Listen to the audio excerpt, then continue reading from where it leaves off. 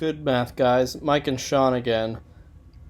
Got some really good stuff in this video and the following video. This is a two-part series, and we are going to cover 8 rules for simplifying fractions. These things are like the 10 commandments of simplifying fractions. I want to stress to you all that these rules are not necessarily rules on how to simplify fractions. They are rules on when you need to simplify fractions.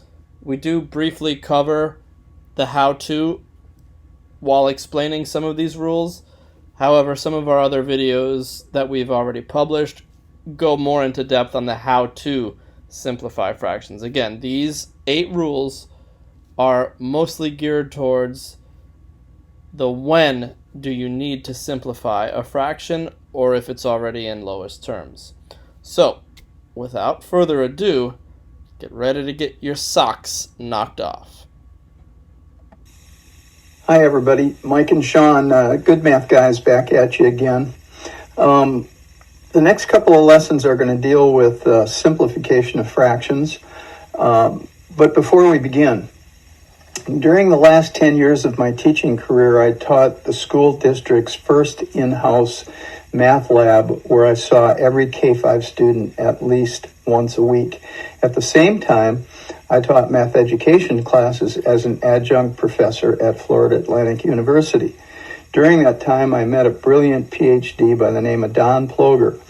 Over the course of 10 years, then, he and I developed many math lessons that we were able to test on my math lab students. The following videos will demonstrate some of our work. Consider what you're looking at on this page right now. It is a string of fractions that make up the 6, 1/6 through 6/6. What we're going to do using 6ths, 8ths, 12ths, and then get into some 5ths and 7ths, what we're going to do is develop 8 rules that can be applied by math students to simplify any fraction. So let's get started at this. This particular list right here, 1/6 through 6/6, is going to develop 5 of those 8 rules. So let's begin with 1/6. Actually, let's begin with what I've got up here. Here we're listing the fraction. LT/S stands for lowest terms or simplify. So if it's LT, it's in lowest terms. If it's S, we have to simplify it. And then over here, what we're going to do is give the math reason. So starting with 1/6, we're going to say that 1/6 is LT. It's in lowest terms. And the reason for that is that N, which stands for numerator, is equal to 1. So anytime that you have a fraction where the numerator is 1, that fraction is guaranteed to be in lowest terms. Let's take a look at 2/6. 2/6 needs to be simplified. And the reason for that is what we call an even over even rule. Now, to begin with, I'm going to write out the word EV/EN over EV/EN.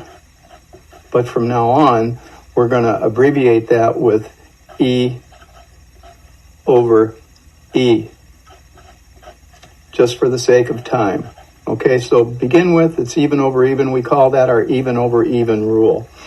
That means that this fraction can be divided, because 2 is even and 6 is even, at least by 2. So if I were to divide the numerator by 2, I would get 1. And if I were to divide the denominator by 2, I would get 3. So we're able to say that 2/6 is equal to 1/3. 1/3, on the other hand, is in simplest form because of our first rule. N is equal to 1, therefore 1/3 is in lowest terms. Let's take a look at 3/6. 3/6 we need to simplify. And the reason for that is, and this is our third rule, that N, numerator, is equal to 1/2 D, or the denominator. 3 is half of 6.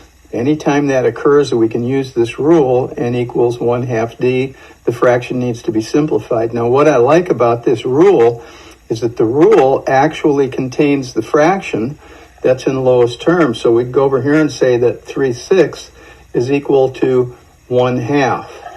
Again, 1/2 is in lowest terms because of our first rule, n is equal to 1. Moving on to 4/6. 4/6 needs to be simplified. Reason? Our even over even rule, e over e. Each one of these numbers, numerator, denominator, are even numbers, therefore each can be evenly divided by 2. 4 divided by 2 is 2. 6 divided by 2 is 3. So we can say that 4/6 is equal to 2/3. Now, 2/3.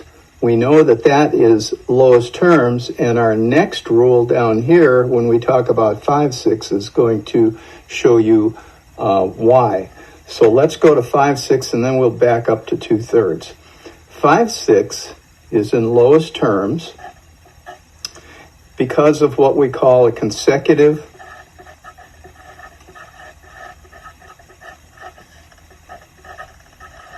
number rule.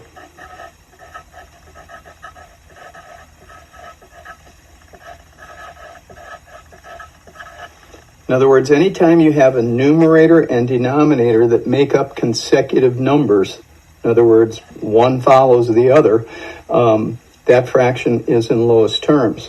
So 5 and 6 follow one another, therefore consecutive number rule applies, and we can say that 5/6 is in lowest terms.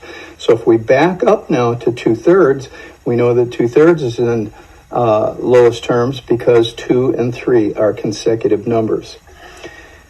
So far we have 4 rules out of the 5 that we're going to get out of 6. So 6/6, we're going to say, needs to be simplified.